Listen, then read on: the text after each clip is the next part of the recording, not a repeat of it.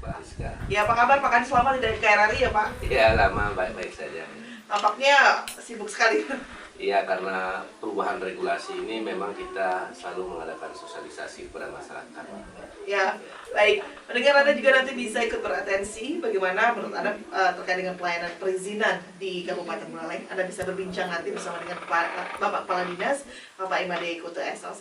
Baik, Pak Made, kita kalau berbicara perizinan ini tampaknya sekarang berbeda dengan yang dulu ya Pak ya. Sekarang sudah ada OSS RBA begitu. Bagaimana perizinan ini berbasis resiko, bukan begitu Pak ya?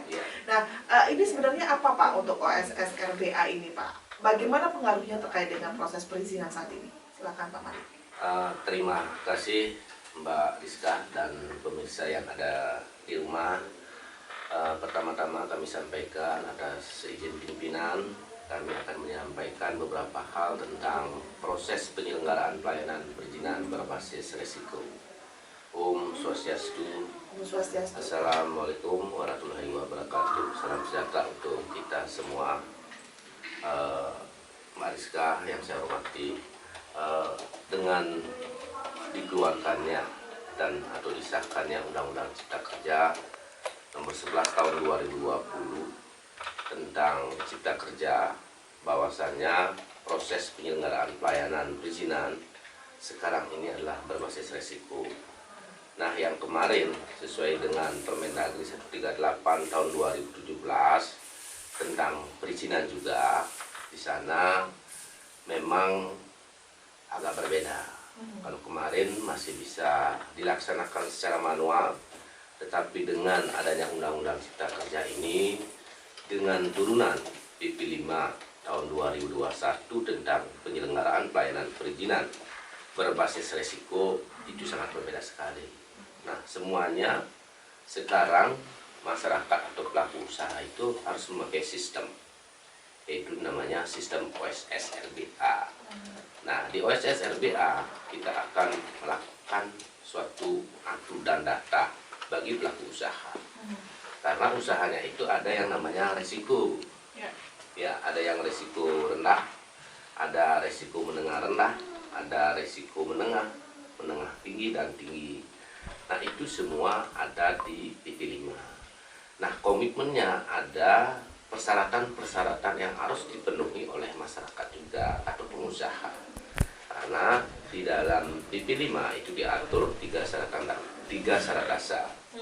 Itu ada yang namanya PPKPR, kesesuaian tata ruang, ada izin lingkungan, dan ada juga PBG. Nah, bagi pelaku usaha harus memenuhi syarat itu. Namun ini semuanya sudah diatur di dalam sistem OSS RBA. Kalau yang namanya resiko menengah atau rendah, itu pelaku usaha yang di awal harus mencari NIB dulu, nomor induk berusaha. Namun pelaku usaha sudah bisa melakukan persiapan kegiatan dan operasional. Nah, di sanalah peran daripada pemerintah, diberikan kemudahan bagi pelaku usaha untuk melakukan kegiatan dan operasional tanpa dulu memenuhi perizinan. Nah, karena NIB ini berlaku tunggal, ya bisa sudah melakukan kegiatan berbarengan, pelaku usaha melakukan kegiatan persiapan operasional dan pengurusan persyaratan-persyaratannya itu. Artinya kita sudah memberikan kemudahan bagi pelaku usaha dalam rangka pemulihan perekonomian, gitu. Ya, kalau kita lihat dari prosesnya, kemudian juga bagaimana kemudahannya memang berbeda daripada sebelumnya ya Pak ya. Ya. Di sini yang menarik adalah pada saat pelaku usaha itu baru mencari nomor induk berusaha, mereka masih sudah bisa melakukan usahanya begitu ya Pak ya. Ya. Nah, kemudian apalagi Pak yang memang menjadi perhatian di sini begitu ya, karena kabar yang kami dapatkan begitu di lapangan, banyak pelaku usaha yang pengajuan izinnya itu masih berproses sampai dengan sekarang, begitu, membutuhkan waktu yang lumayan lama. Itu kenapa Pak Kadis? Karena begini, ini kan hal yang baru, regulasinya baru. Pemahaman terhadap OSS RBA ini memang dengan cara pandang yang berbeda. Mungkin di pemerintahan cara pandang yang berbeda, di masyarakat juga masih berbeda. Nah, tetapi kami telah melakukan sosialisasi. Berkali-kali kami mengadakan sosialisasi yang diadakan di Banyualit 2 kali, terus di Desa Pemutaran, terus di Desa Wonogiri. Kami juga menginformasikan kepada seluruh camat dan berbekal yang ada di Kabupaten Buleleng untuk melaksanakan sosialisasi ini juga. Nah, cara pandang yang berbeda ini kita satukan menjadi satu. Karena pemahamannya bukan dari sumber SDM-nya saja, profesionalisme dari SDM kita yang memiliki DPNPTSP. Namun masyarakat juga harus paham terhadap OSS ini. Nah, kalau kita melihat dari segi tingkat pendidikan masyarakat yang ada di Kabupaten Buleleng, memang ada yang sudah terlalu tinggi sampai sarjana S1 dan memahami IT. Namun ada juga pelaku usaha yang masih relatif pengetahuannya rendah, yaitu tingkat pendidikannya itu SMA ke bawah.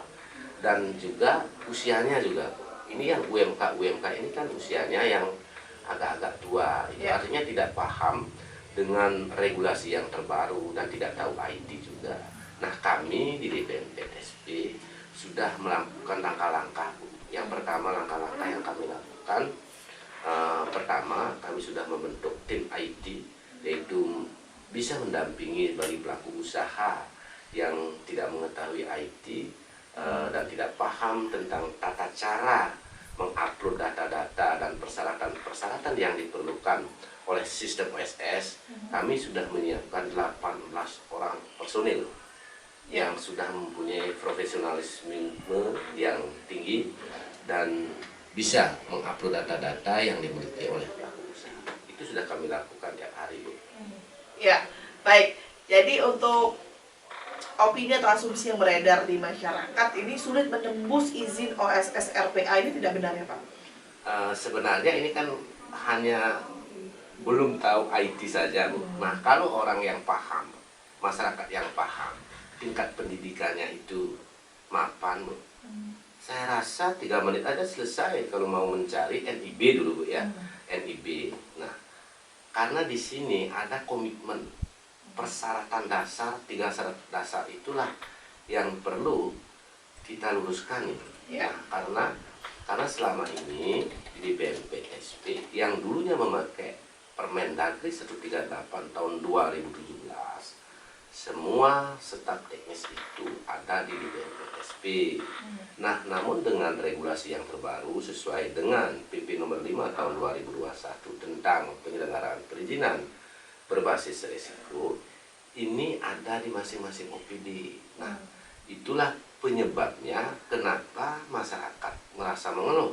Artinya, ketika dia datang ke kantor kami di DPNPTSP, lagi-lagi yang bersangkutan itu harus datang ke OPD lain. Nah, itulah sebabnya akan menjadi lambat.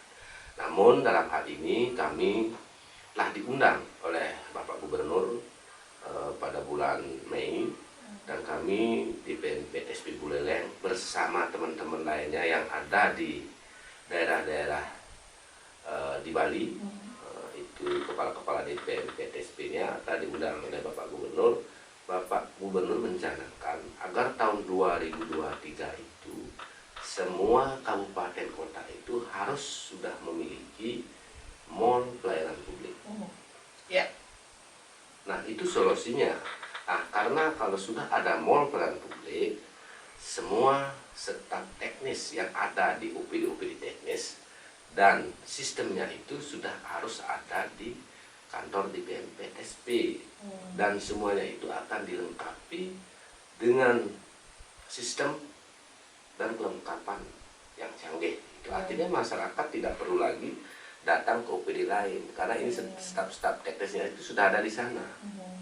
Nah, keluhannya sekarang memang masyarakat datang ke PTSP, ternyata dalam pemenuhan komitmennya dia harus datang ke OPD lain. Nah, itu yang kami terima, laporan yang kami, pengaduan masyarakat yang kami terima, itulah yang dikeluhkan, sehingga prosesnya itu akan menjadi lambat karena ketidakpahaman pengusaha sebenarnya, tidak pemahaman masyarakat yang tingkat pemahamannya itu masih rendah. Nah, saya memahami karena sistem ini semuanya memakai IT, elektronik. Nah, kalau itu buta terhadap itu, masih gaptek kita, maka tidak akan bisa kita lakukan. Solusinya sementara kami menyiapkan sumber daya manusia yang ada di BNPSP, memanfaatkan pendampingan di sana dan mengarahkan agar didampingilah yang bersangkutan agar perizinannya itu cepat terselesaikan gitu sebenarnya. Ya, baik. Ini kan dari didengung-dengungkan satu pintu, Pak. Karena kalau datang harus ke beberapa OPD berarti tampaknya kontradiksi dengan kata-kata satu pintu itu, begitu, Pak? Ya, inilah yang namanya regulasi, karena pemahaman kita. Kenapa pada bulan Juli kemarin, Bapak Wakil Presiden, Bapak Maruf Amin, menginstruksikan kepada semua kepala daerah yang ada di seluruh Indonesia untuk membentuk mall pelayanan publik. Nah, inilah tujuannya. Karena mungkin setelah dilaksanakan regulasi yang terbaru ini, inilah yang menjadi hambatan. Nah, keluar yang namanya PP 89 tahun 2021 tentang mall pelayanan publik, dan semua daerah kabupaten kota itu agar membentuk mall pelayanan publik. Dan isu ini dan permasalahan ini sudah ditangkap langsung oleh Bapak Gubernur.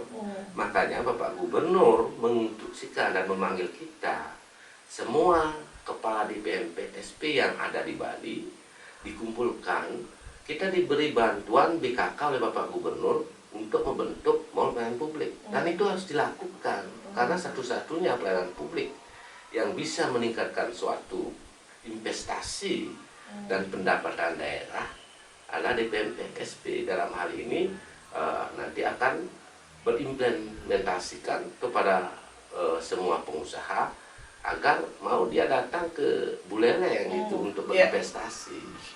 Ini jadi menarik, Pak. Dimana kita tahu sekarang kita sedang fokus untuk membangun ekonomi, meningkatkan kembali ekonomi. Jika memang pengusaha mengalami, anggaplah seperti yang tadi Bapak katakan, mereka berasumsi bahwa ini susah tembusnya, padahal memang mereka mungkin yang kurang paham terkait dengan alur dan regulasinya begitu. Nah, kemudian jalan keluarnya selain mall pelayanan publik yang sampai saat ini belum terrealisasi, Pak, apa yang mungkin Bapak bisa sarankan kepada masyarakat untuk bisa menembus perizinan OSS RBA ini agar tidak ada kendala lagi, Pak Kadis? Yang selama ini kan sebenarnya kami melihat permasalahan ini memang saya kira di Buleleng saja ya permasalahan ini. Namun kalau kita cermati bersama-sama, ternyata ini permasalahan di seluruh Indonesia. Nah, setelah dilakukan audit oleh pihak BKPM pusat dari Kementerian Investasi, ternyata Buleleng itu mendapat ranking 3 di dalam penerbitan BBG.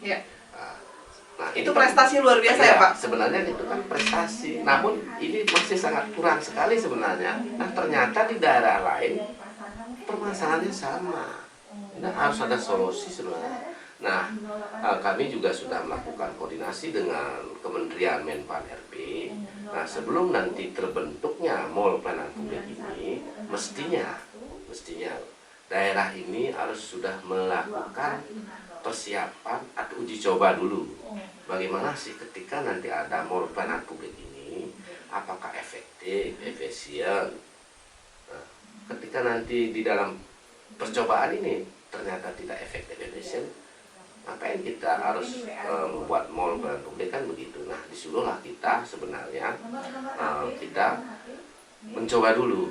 Nah, kami kemarin sudah melaporkan kepada Bapak Bupati yang terdahulu, karena sekarang Bapak Bupati sudah masa jabatannya sudah berakhir, dan kami akan segera melaporkan kepada PJ Bupati yang terbaru.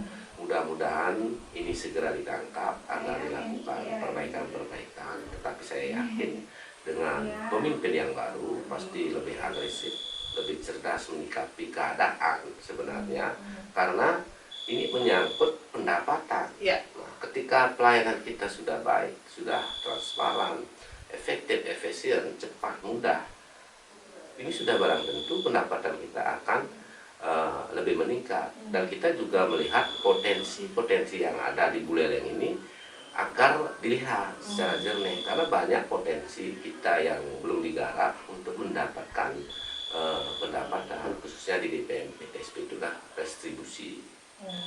Iya, baik. Luar biasa kalau kita lihat bagaimana usaha dari Dinas Perizinan sendiri begitu ya Pak ya. Kita Iya. tahu bahwa memang sebenarnya tidak bekerja sendiri, ada beberapa hal yang menjadi pendukungnya di sana, tapi ujung-ujungnya masyarakat pasti menyalahkan. Iya. Perizinannya kenapa Pasti, lambat begitu? Iya. Ya Pak ya, realitanya Iya. seperti itu begitu ya. Pak Kadis, kita sapa pendengarnya Pak. Iya. 24644 tampaknya ada yang ingin bergabung di via telepon kita. Kita sapa. Untuk Anda yang akan beratensi pendengar, silakan, kami masih mengundang Anda untuk bisa berbincang-bincang, bertanya terkait dengan apa yang sebenarnya menjadi kendala saat ini pada saat pelayanan perizinan berbasis resiko melalui OSS RBA bersama dengan Bapak Kepala Dinas PMPTSP, Bapak Imade Kuta Esos. Kita sapa, selamat pagi RRI. Baik ya, kembali lagi. Tentunya harus ada pemahaman yang sama ya Pak ya, Ya, sefrekuensi untuk ya. bisa memperlancar proses perizinan yang berbasis resiko. Dan tidak terasa waktu kita hampir mendekati pukul 10 Pak. Kita sudah Ya. 1 jam lamanya untuk berbincang tentang proses penyelenggaraan perizinan berbasis resiko ini. Namun sebelum kita tutup untuk dialog lintas Raja Pagi edisi hari ini, terakhir Pak Kadis, apa yang ingin Pak Kadis sampaikan terkait dengan penyelenggaraan perizinan berbasis resiko? Ya, terima kasih Mbak Rizka dan pemirsa di rumah dan pelaku usaha. Kami selaku pimpinan di BNPTSP, mari kita bekerja sama dengan baik. Bagaimana caranya agar semua proses ini bisa berjalan dengan cepat, dengan tepat, mudah, murah, apa yang diinginkan oleh kita semua, oleh pelaku usaha. Dan kami di BNPTSP sudah menyiapkan tim pendampingan di dalam pengurusan OSS RBA ini. Dan mudah-mudahan kalau nanti ada persoalan-persoalan atau permasalahan-permasalahan, mari kita konsultasikan bersama. Jangan langsung menuding bahwa pemerintahan ini sudah tidak berjalan dengan baik. Dan kami sangat aware kepada masyarakat, sangat koordinatif agar bisa pelayanan ini berjalan dengan baik. Karena investasi merupakan salah satu pendapatan yang bisa akan meningkatkan masyarakat, dan di samping itu juga akan bisa melaksanakan pembangunan di Buleleng yang lebih baik. Dan untuk itu mengharapkan semua masyarakat agar segera mencari izin, dan kami siap melayani Bapak dan Ibu, dan kami siap melakukan perubahan yang lebih cepat agar nantinya perizinan ini semuanya clear dan tidak ada permasalahan di kemudian hari. Baik. Dan Terima kasih luar biasa Pak Kadis ya. ya. Terima kasih untuk sosialisasinya di pagi ini, dan semoga nanti kedepannya kita menemukan juga formula yang bagus ya Pak ya, untuk menyelesaikan permasalahan perizinan yang berbasis resiko. Dan mendengar demikianlah untuk wawancara kami bersama dengan Bapak Kepala Dinas PMPTSP, Bapak Imade Kuta Esos ya, terkait dengan penyelenggaraan pelayanan perizinan berbasis resiko melalui OSS RBA. Terima kasih Pak Kadis atas Terima waktunya. kasih. Sehat selalu, selamat melanjutkan aktivitas.